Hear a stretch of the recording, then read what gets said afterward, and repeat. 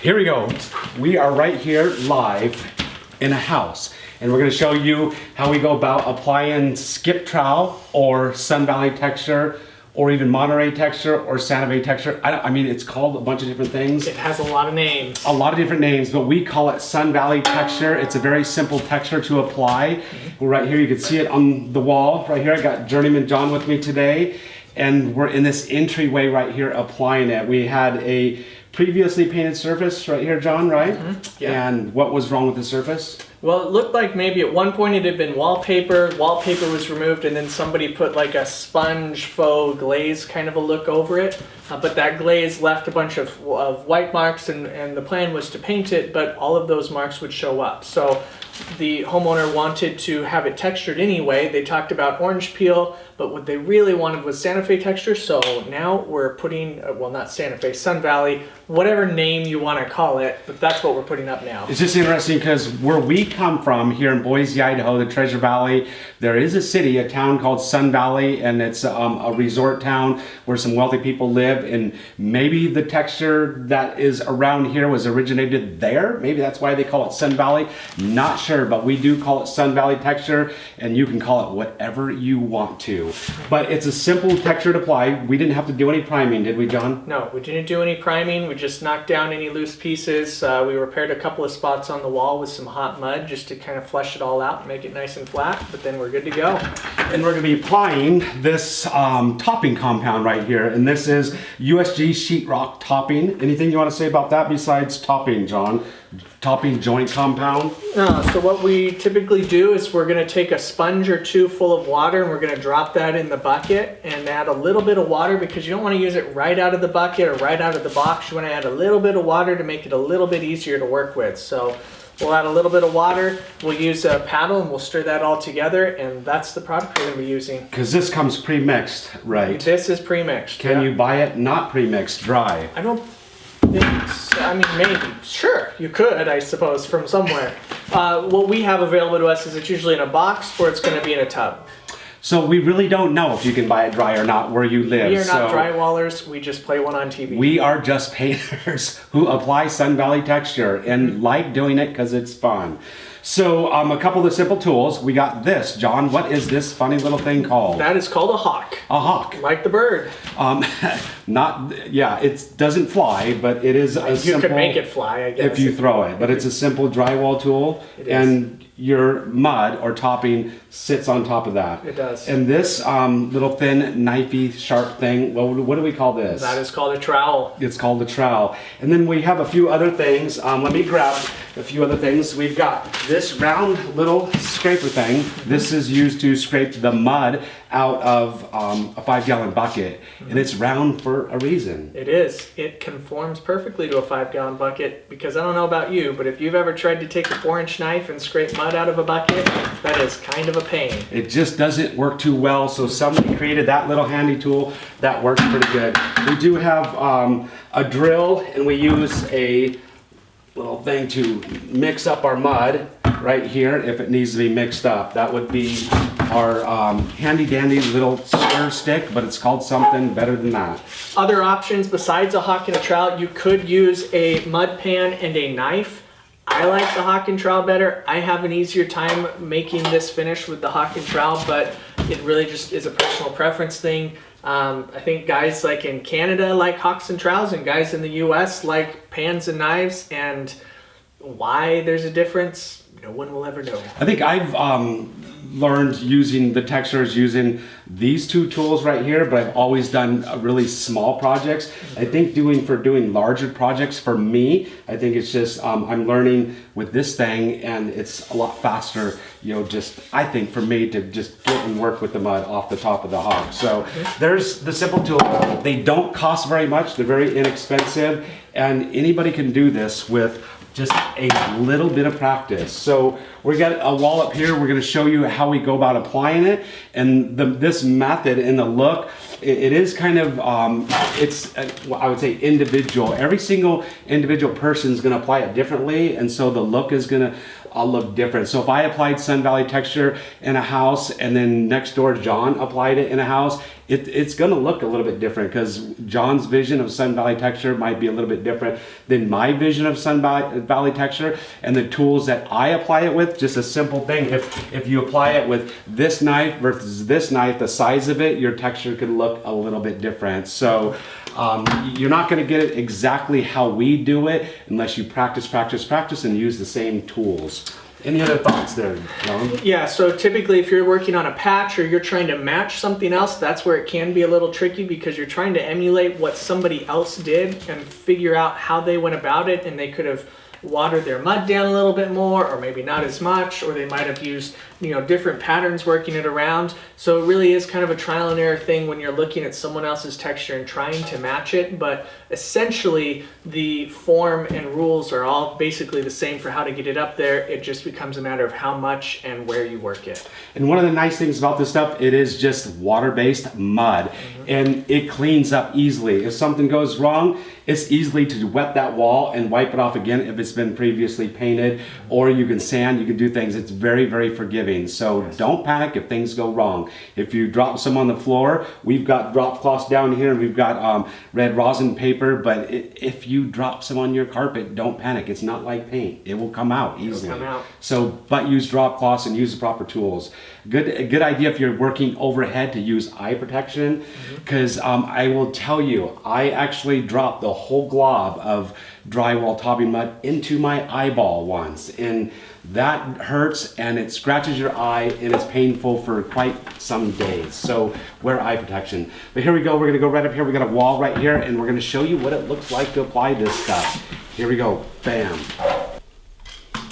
All right, John, here you go. You're getting ready to apply this. So you've got your hawk in one hand and you have your trowel in another hand.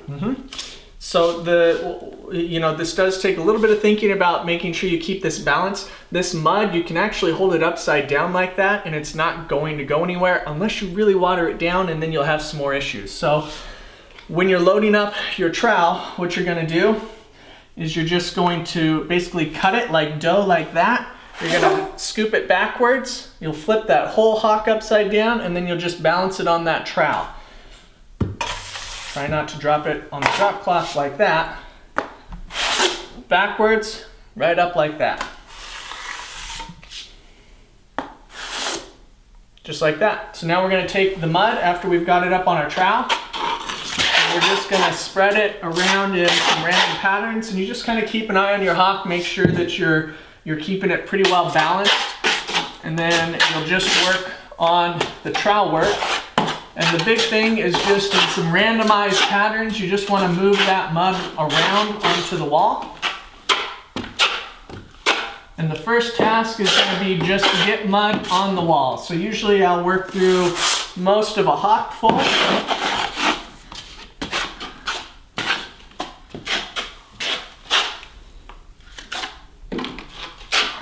Edges there, and then I'll end up having a bunch on the trowel there. You'll just take it from the corner, scrape it onto the hawk so it's like that, and then that's the side I will load up from, and that keeps whatever mud is left right in the middle of the hawk.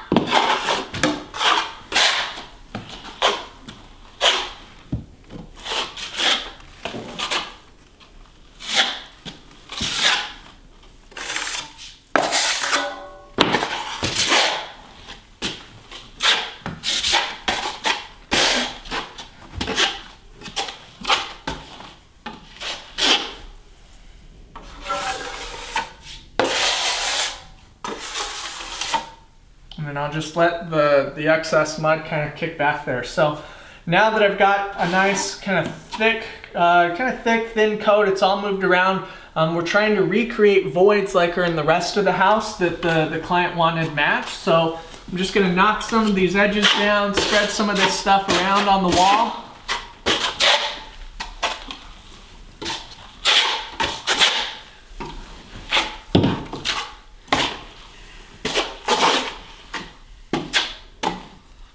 You want to get it so it's got at least kind of a similar thickness to how deep you want those voids to be.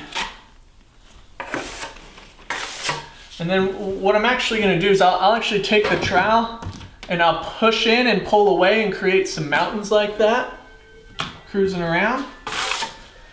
And then knock those down with the trowel going in some different directions. And the key to all of this is that you want to use just randomized patterns because you're going to be pulling those voids in different directions.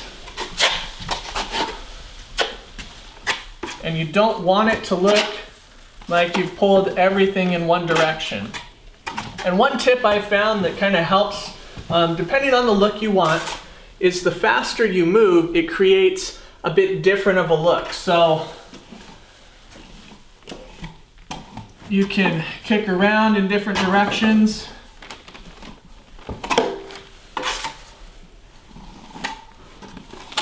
And look at it, I want a few more voids up top right there. Let's see. And then I'll smooth some of this out. The texture we're trying to match, they never went back and sanded it out at all. They just kind of left it built up and a little bit rough. So we'll probably end up taking our dustless sander and trying to knock some of these peaks down and cleaning off some of the rough sides just to make it look a little more uniform when we're all done. And so work your knives around or your trowel around, and then I might take like the edge of my trowel and pull a scoop out like that, and then come back and bring that up and over, and that's going to create one of those voids that we're looking for in this texture. That's really all there is to it, and then it's just a matter of working your way down across the wall. Try not to let your trowel edge like that dig in, but it's pretty easy to fix up.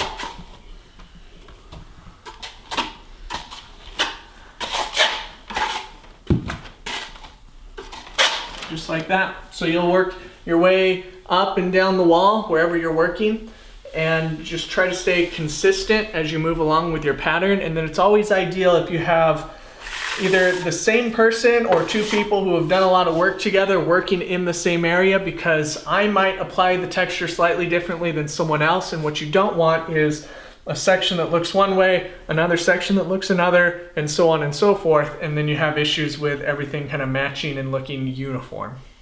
Cool.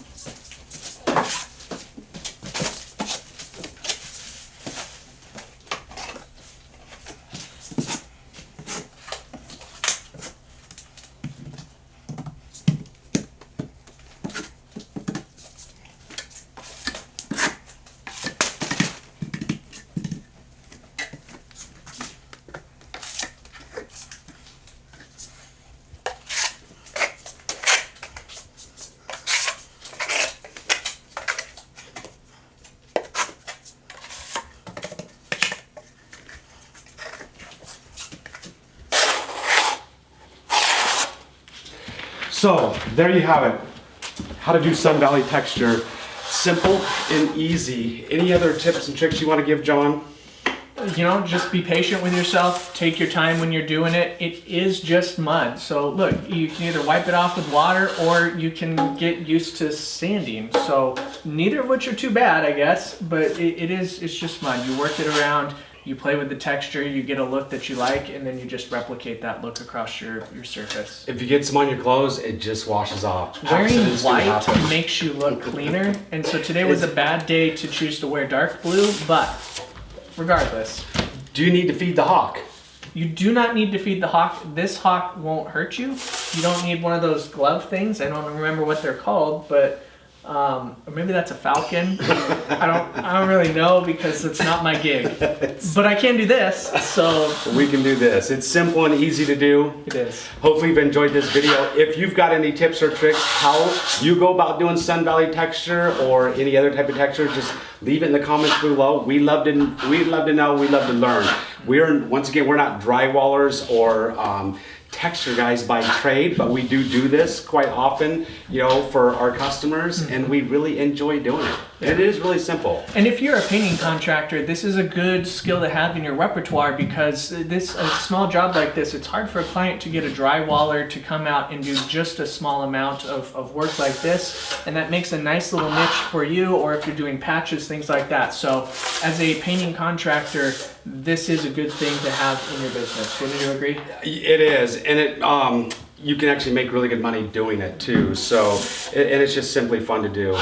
If you guys want more tips and tricks, don't forget you can follow us on and check us out on our website, theidahopainter.com.